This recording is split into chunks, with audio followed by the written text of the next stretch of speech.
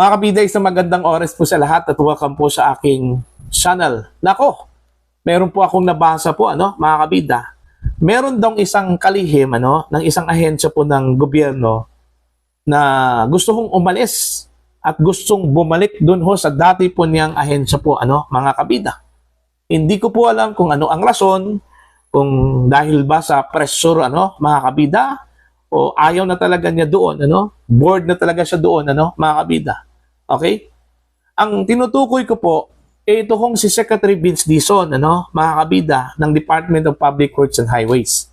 Nabasa ko kasi sa post po ni The Political Blogger na gusto na raw umalis nitong si Secretary Vince po makabida from DPWH at nagmakaawa daw ito na gusto na daw niyang bumalik sa Department of Transportation o DOTR. Yun kasi yung una niyang ahensya, mga kabida, sa ilalim po ng Marcos administration. Ang sabi po niya dito sa kanyang post, okay, source, meron daw siyang source Secretary Vince Dizon can't take it anymore. His nerves are frayed.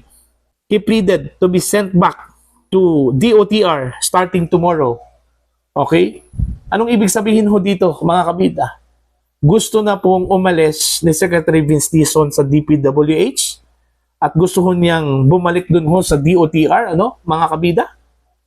Alam naman po natin na kanyang teritoryo talaga ito hong DOTR, kasi doon po siya nag-umpisa sa termino po ni Pangulong Ferdinand Bongbong Marcos. Although nasa gobyerno na po ito hong si Secretary Vince po makabida, nung panahon po ni Pangulong Rodrigo Roa Duterte, naging presidente po ito ng BCDA. At siya yung isa po sa mga instrumental sa success po makabida ng SEA Games. Alright? Siya yung namamahala po sa SEA Games po makabida. Kaya yun, napakaganda yung outcome po makabida ng SEA Games dito sa Pilipinas. Alright? At dahil doon, ang dami hong bumilib po sa kanya, napakabata pa ni Secretary Dizon, okay, na gumanap po ng responsibilidad ng isang international event, mga kabida, dito sa Pilipinas. Kaya nung bumaba na po sa pwesto, natapos yung term po ni dating Pangulong Duterte, at pumasok ito kung Marcos administration, alright, hindi po siya tinanggal actually, mga kabida, sa gobyerno, hindi po din siya umalis. Kinuha po siya ni Pangulong Marcos from BCDA papuntang Department of Transportation. Okay? At doon ho nag-umpisa yung kanyang magandang performance po makabida sa DOTR under Marcos administration. May mga reforms po siyang inintroduce po sa DOTR po makabida, kung saan po yun yung naging dahilan kung bakit nagbago po yung struktura po ng Department of Transportation po, mga kabida, Kaya nung pumutok po itong issue po sa flood control projects, okay, dyan po sa Department of Public Works and Highways, kinuha po itong si Secretary Vince from DOTR, inilagay po sa DPWH. Kasi po, siguro tingin po ng Pangulo na magaling. Ito hong si Secretary Vince, troubleshooter po.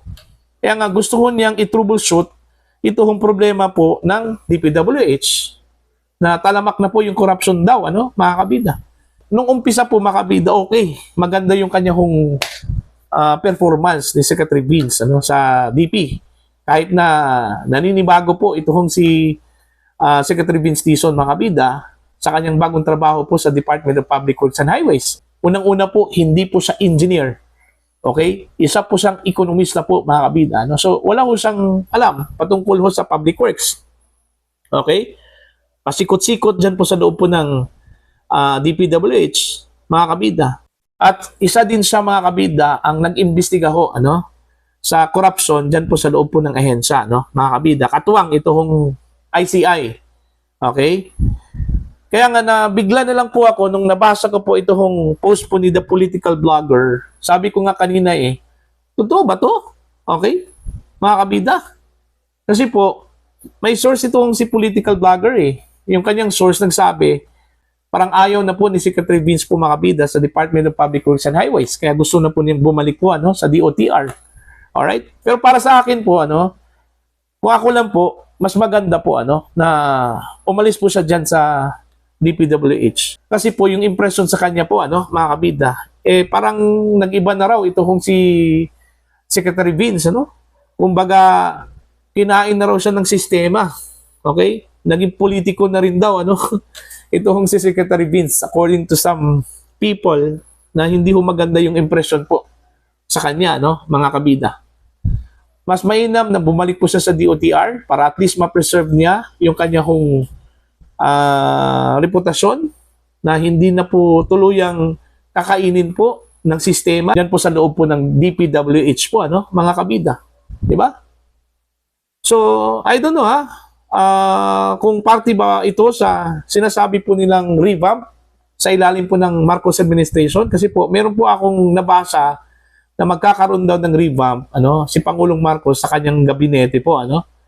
Kasi po may nakita din ako, ano, na vlog, mga kabida, sa YouTube, ano, mula kay General Viewpoint po, ano, na ang ipapalit daw kay Secretary Vince Dizon, mga kabida, ito hong si Engineer Jose Aliling, yung kasalukuyan pong Secretary po ng Department of Human Settlement and Urban Development po, ano, o DSUD, mga kabida. Okay? Ako, para sa akin, mas maganda yon kung yun yung ipapalit po kay Secretary Vince, kasi po akma po sa kanya po, mga kabida. Civil engineer po ito kung si Secretary Aliling, ano? So bagay po siya dyan po sa DPWH. Unlike ko kay Secretary Vince Dizon, in terms of technicalities po, mga kabida, no? Okay? Kailangan pa po siyang kumonsulta ng mga engineers yan po sa Department of Public Works and Highways. Okay? Pressure ba yung dahilan? Okay? O hindi lang talaga niya kinaya po, mga kabida, yung level ho ng pressure yan po sa DPWH. Although kilalang troubleshooter po to, ano? Ito hong si Vince Dizon. Pero siguro, napakataas siguro yung level po ng pressure dyan po sa DPWH na hindi ho kakayanin po sa kanyang powers. Mga kabida, ano po? Now, ang tanong po dito, ano, kung totoo man po itong sinabi po ni the political blogger po, ano, mga kabida, party kaya ito sa revamp na sinasabi po na gagawin daw ng Pangulo, mga kabida, sa kanyang gabinete, ano po? Huh? Okay? Nasisense na kaya ni Secretary Vince Dizon, mga kabida, na posibleng tanggalin po siya dyan sa DPWH.